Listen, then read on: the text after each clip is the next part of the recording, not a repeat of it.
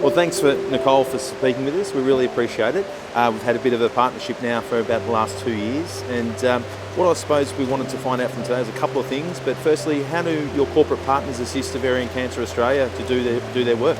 Well, we're particularly proud of the partnership that we have with Noel Jones. It's been a couple of years now, and I know that all of the staff are so passionate. And one of the things that, particularly for the Noel Jones partnership, is that when your salespeople and staff are out there, when people see the teal ribbon, it's a conversation starter. Absolutely.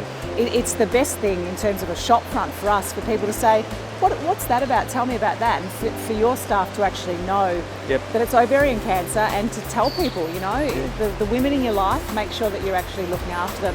But from a practicality point of view, if we're looking at how our partnerships work, I mean, we look after ladies that have ovarian cancer and their families, so the resources go into that.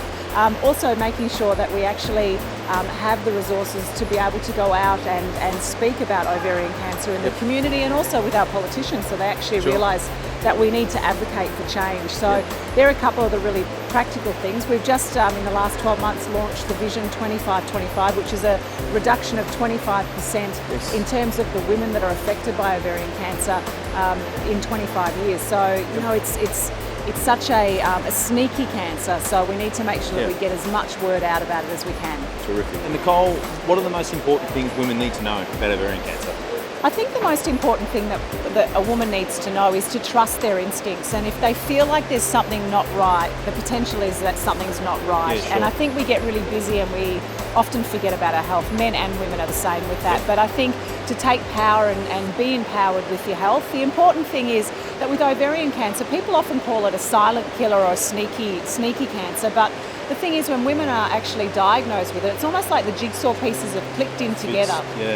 So they realise that there are some common symptoms. So there has been some work done in terms of what those common symptoms are. They're things like, and I hope I don't make you feel like you've got ovarian cancer. No, that's all right. That's okay. It's abdominal bloating and abdominal pain. Feeling of fullness, and not just necessarily after eating. It's also a need to urinate frequently and urgently. So they're three of the big symptoms that we know that once a woman's diagnosed, all of those pieces fit together. But it's important to make sure that you actually keep a log of the symptoms. So if you are presented with symptoms in this area, the stomach area, potentially the back as well, and it's new to you and it's persisting for more than 2, 3, 4 weeks, it's to actually take a note of those symptoms. So on our website, ovariancancer.net.au, we actually have a symptom diary. So because we get busy, we forget. So go on there and have a look, and all of the information on those symptoms are also there. And that we get women to understand that ovarian cancer is actually out there. A pap smear doesn't protect you for ovarian cancer. There is no detection test. But also having a sense of history, knowing what your family history is all about. For me, I have BRCA2. It's kind of been made a bit trendy by Angelina Jolie. But knowing whether or not you have BRCA1 or BRCA2 in your family history, genetic testing, and then you know what you need to do to actually protect yourself. So I've got a plan. I know what I need to do. So if you are in that genetic side of things, you can formulate a plan. But for the other women, we just need to make sure that they're well educated, well informed, and they're empowered with their own health. And Nicole, how can people assist further? Well, there's certainly some ways that you can assist. The first thing is to be armed with knowledge so that you can talk about ovarian cancer with the plan. And the conversation comes up. But there's actually a plan that you can sign up on, which is the 25-25 plan, and go to ovariancancer.net.au to actually jump on to sign that, so that we can actually get people thinking about it. You buy a teal ribbon, which is only $2, which is fantastic. And you can also have an afternoon teal. So during our fundraising in February, we encourage everybody to have afternoon teals. Did you have one? We did.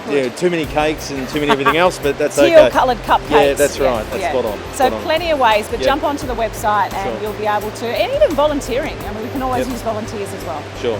Thank you very much for your time. We really appreciate it. Thank you to Noel Jones for all of the support that you give to Ovarian Cancer Australia. It makes such a huge difference, so thank you. Absolute pleasure.